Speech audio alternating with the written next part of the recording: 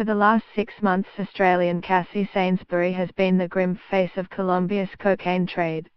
Her greatly reduced sentence of just 6 years was supposed to be a warning to any would-be smugglers. But in Colombia, Cassie Sainsbury is a nobody. Her case has been barely mentioned in local media. She was arrested with 5.8 kilos of cocaine at Bogotá airport. Her lawyer called her a small fish. By Colombian standards, that's an overstatement, and this is why. Colombia is now producing more cocaine than ever. The UN estimates in 2016, 866 tons were produced. This week in Colombia's north, 12 tons were seized. After the big US-backed crackdown in the 90s, coke is back. Big time. 40% of Colombia's cocaine now comes from the region of Tumaco.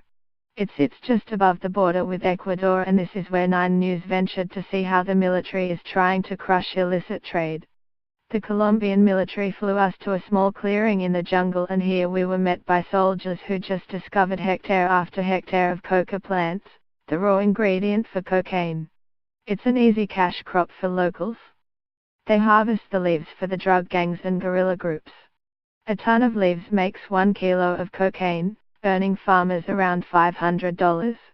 In Australia, a kilo of cocaine on the street is worth about $300,000. The troops can't spray the coca because of health concerns. Instead, they hack into the 2-meter-high plants with brush cutters and then pile them onto a bonfire. What's left is a 300mm stump, and if it's left untouched, it will grow into a mature plant in several months.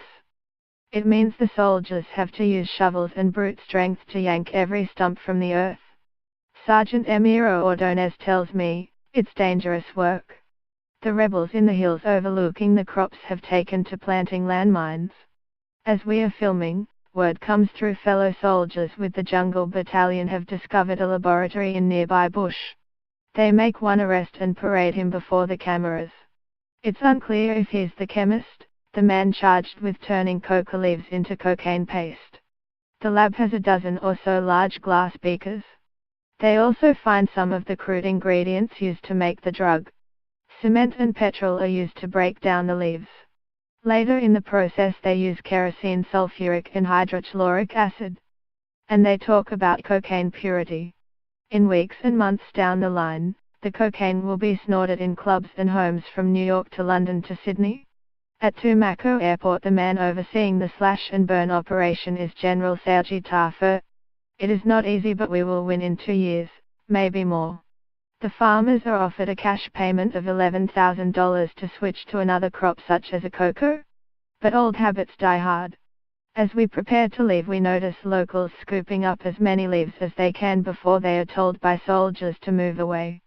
While cocaine remains the white-collar party drug of choice around the world, Colombia's military may need to invest heavily in more shovels and brush cutters. Copyright 9 Digital Proprietary Limited 2017.